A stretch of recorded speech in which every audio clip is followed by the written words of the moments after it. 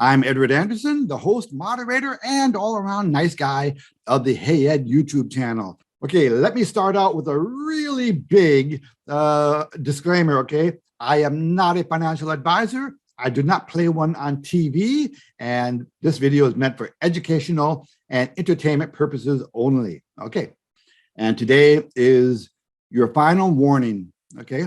We've been talking about this now for a little while, and I gotta tell you, I know it sounds harsh, but if you don't do something about this, like right now, and you find yourself in a serious situation here imminently, I don't have a whole lot of sympathy for you, because the warning signs have been out there. I've been talking about them. Other people have been talking about them. You have to start taking measures, and you better start, if you haven't done it already, you better do it now.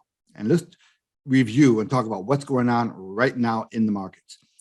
Now, if you remember, a couple of weeks ago, I showed you this chart. Okay, I explained to you the sugar high that was created the past couple of years by the Federal Reserve. I showed you where the critical support was on the market, and I showed you where the next major support level is in this market when that critical support level is broken.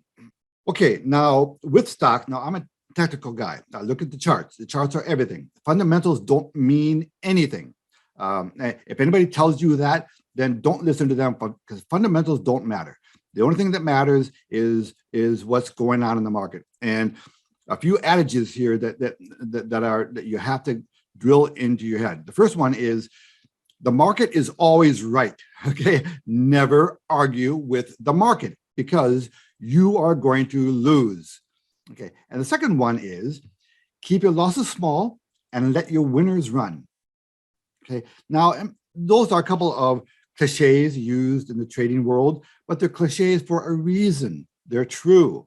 And if you can adopt a few of these phrases and live by them, your life will be a whole lot better. Okay, so we looked at the chart from a couple of weeks ago. So let's take a look at the chart right now. Okay, and here we are. We're right back down to the support. Now you can see that the first time that it came down to support, it had the bounce, which is exactly what should happen when a stock or a market gets to support. We had the bounce, and then it rolled over, and right now we're revisiting this support level.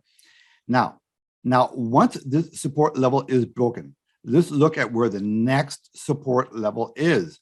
It's all the way down here. So the long way to go.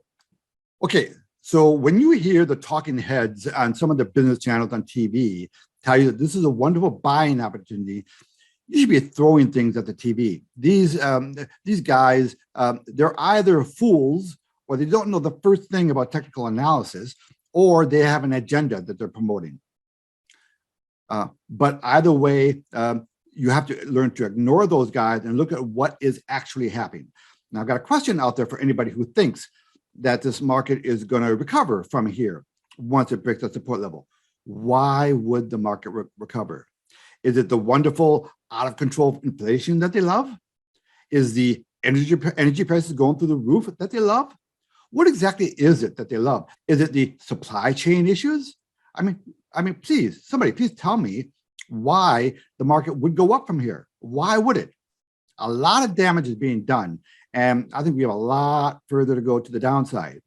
Now, when certain support levels are broken, they have more meaning than other support levels. Now, this is a big one. That's the reason why I call it a critical support level, because once that level is broken, a lot of damage is going to be done, and FOMO in the other direction is going to kick in. Remember, there are three emotions that drive all markets. There's fear, greed, and complacency. And of those three emotions, the dominant emotion is fear. When people want out, they just want the heck out. They don't want to be the last person out, okay?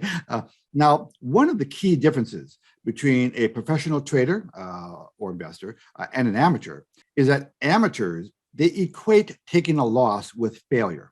And nobody wants to be a failure, right? Whereas a professional, he thinks of it as a business. He keeps his losses small and he lets his winners run, right? Keep your losses small. Okay, so if the market is going to be going down for a protracted period, what can you do? What are your options? Well, option number one, the most obvious one is get the cash. at the very least, reduce your exposure to the market. Okay. Number two is start looking for vehicles that would actually benefit in a high inflationary environment, in a hyperinflationary environment, right? So pretty much the only things that are going to benefit in that kind of scenario are your precious metals and some commodities, gold, silver, and oil. Now, a quick comment on the spike in oil and the fact that our energy prices are up very sharply, and they're going to go up even more. A lot of people are pointing fingers at what's going on over in Russia and Ukraine and blaming the Russians for our high energy costs. Hey, I got to tell you, it was our politicians that shut down our own energy development programs, right? So energy prices have been going up for more than a year now. A little over a year ago, America, we were energy independent. We were actually a net exporter. But for political reasons, that's not the case anymore. Now we are reliant on our enemies. Now that is pathetic. Now, this is not meant to be a political rant, but you can't avoid it, right? There really is no reason why we could not turn that around. If we reversed our energy development policies, we could get right back up there. But I got to tell you, there are a lot of people in this country who love the idea of $10 a gallon gas. They love it because now you're going to want an electric car, right? Forget the fact that your electricity costs are going up enormously as well. Okay, they want to get you into those green cars. So this is an agenda. A lot of this pain we're causing are agenda driven. They're ideology driven. But again, but not to go down that rabbit hole. Let's talk practical solutions. What should you be doing right now? Well, you want to get your money out of the market. That's a good start. Next, you want to get your money out of the banks. Why do you want to get your money out of the banks? Two major reasons. First of all, dollar bills are a depreciating asset. With inflation running, well, the official government numbers are 7%, right?